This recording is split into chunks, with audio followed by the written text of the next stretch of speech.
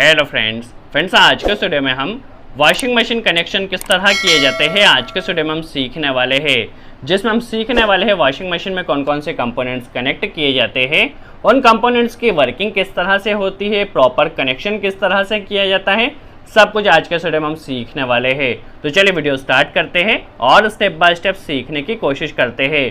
सबसे पहले यदि कंपोनेंट्स की बात की जाए तो वॉशिंग मशीन में हमारे पास दो मोटर होती है। पहली होती है वॉश मोटर और दूसरी होती है स्पिन मोटर।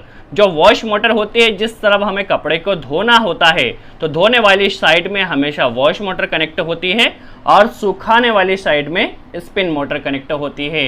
और यहाँ पर हमें कैपेसिटर कनेक्ट करना होता है। जो वॉशिंग मशीन का कैपेसिटर होता है, इसमें आप देख सकते हैं हमारे पास 4 तार नजर आते हैं। तो जो 2 तार होते हैं वो वॉश मोटर के लिए होते हैं और जो 2 तार होते हैं वह स्पिन मोटर के लिए होते हैं।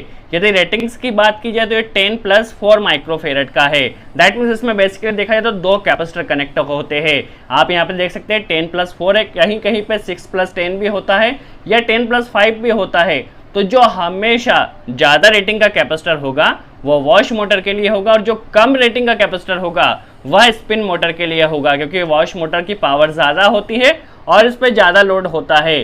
तो आपको पता कैसे चलेगा कि 10 माइक्रोफेरेड का कौन सा है, 4 माइक्रोफेरेड का वायर कौन सा है? तो आपको कैपेसिटर के ऊपर दिया गया होगा। जो भी 10 माइक्रोफेरेड के 2 तार होंगे उसके तार आपको दिए गए होंगे और 4 माइक्रोफेरेड के जो तार होंगे वो भी दिए गए होंगे। तो जो 10 माइक्रोफेरेड का या जो ज़्यादा रेटिंग का वायर होंगे उसे आपको वॉश मोटर में कनेक्ट करना है और जो कम रेटिंग के वायर होंगे उसे आपको स्पिन मोटर में कनेक्ट करना है। इसके अलावा हमारे पास एक स्पिन टाइमर होता है जिससे हमारी स्पिन मोटर कंट्रोल होती है। जितना टाइमिंग हम इसमें सेट करते हैं स्पिन टाइमर में उतना टाइम हमारी स्पिन मोटर रन करती है। इसके अलावा हमें पास एक वॉश टाइमर होता है। वॉश टाइमर डिफरेंट मॉडल का आजकल मार्केट में अवेलेबल है। ये जो टाइमर है हमारे पास यह 4 वायर वॉश टाइमर है। कहीं कहीं पे 6 वायर वॉश टाइमर भी आता है, 7 वायर वॉश टाइमर भी आता है।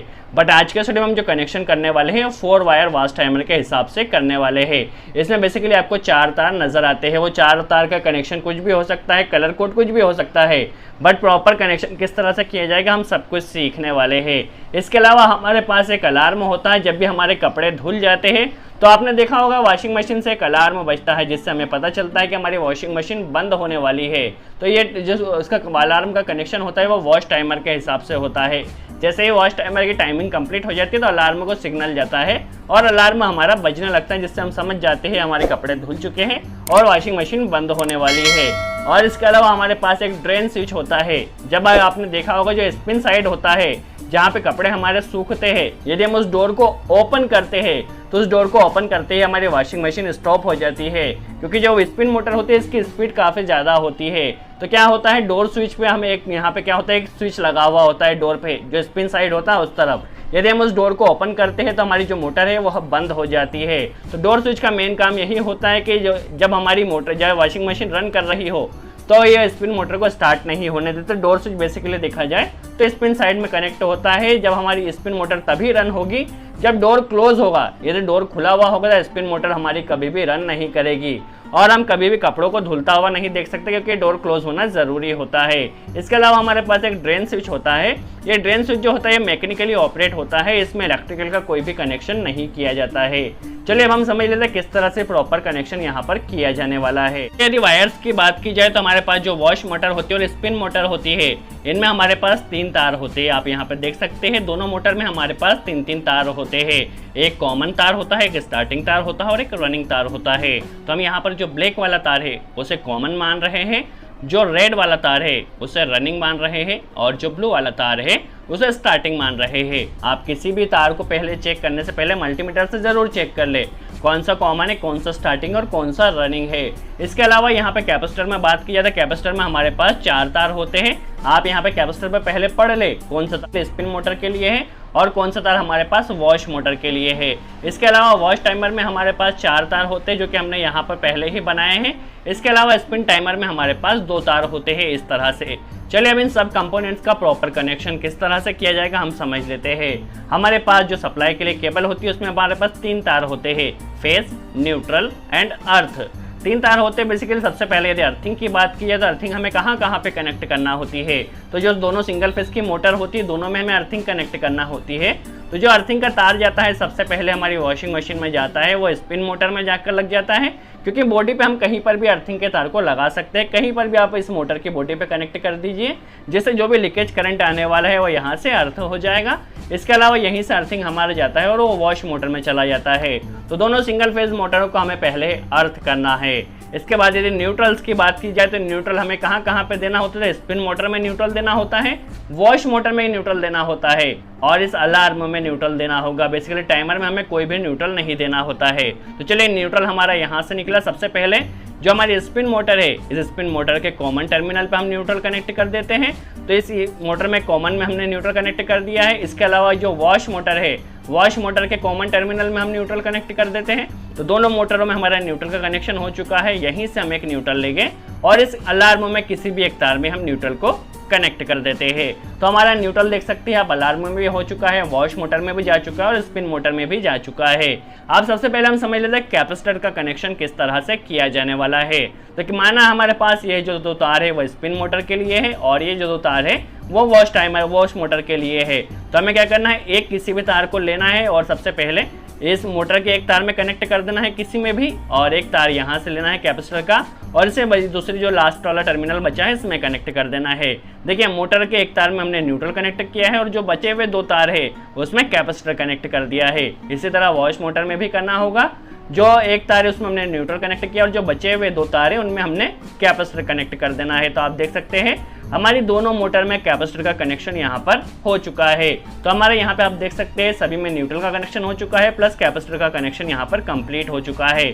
अब हम समझ लेते हैं फेज का कनेक्शन किस तरह से किया जाने वाला है स्पिन मोटर के लिए एंड वॉश मोटर के लिए। चलिए सबसे पहले हम स्पिन मोटर के लिए फेज का कनेक्शन किस तरह से किया जाना है तो हम समझ लेते हैं। सबसे पहले हमारे पास जो फेज जाता है वो स्पिन मोटर की बात की जाए तो वो स्पिन टाइमर के द्वारा कंट्रोल होती है। तो जो हमारा फेज जाने वाला है सबसे पहले स्पिन टाइमर में जाएगा। ध्यान रखिए स्पिन टाइमर में जाएगा। जितना टाइम हमारे स्पिन टाइमर में सेट होगा, बेसिकली 15 मिनट के लिए भी आता है, 25 मिनट के लिए भी हमारे पास स्पिन टाइमर आता है। तो जितना टाइम हमारा स्पिन टाइमर में सेट होगा उतनी देर हमारी स्पिन मोटर रन होगी। तो जो फेज जाने वाला सबसे पहले स्पिन टाइमर में जाने वाला है।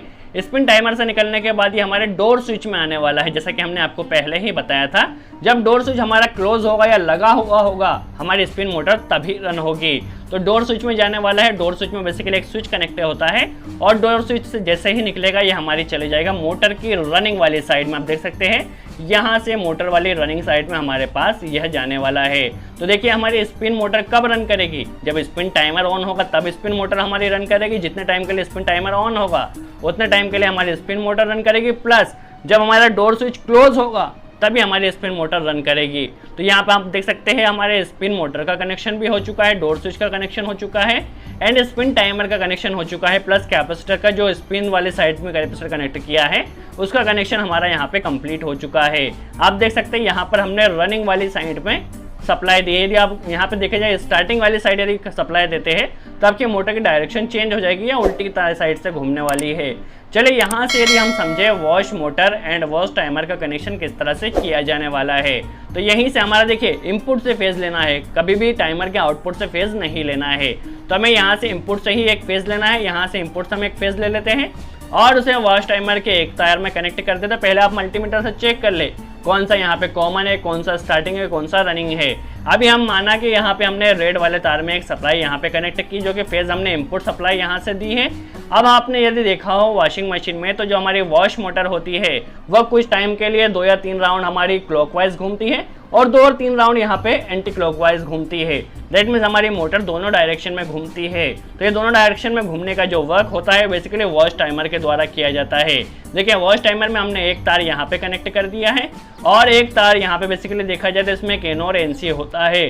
तो क्या होगा, सपोज हमने माना कि जो येलो वाला तार है वो यहाँ हमने माना कि जो येलो वाला तार है वो हमारे पास क्लॉकवाइज में घुमाने के लिए मोटर है। तो येलो वाले तार को हम ले जाकर मोटर के रनिंग वाले साइड में कनेक्ट कर देते हैं। देखिए जब हमारी सप्लाई यहाँ से निकल कर इस येलो वाली साइड में आएगी तो हमारी मोटर क्लॉकवाइज में रन करेगी क्योंकि रनिंग वाली साइड में हमने कनेक्ट किया है मोटर के।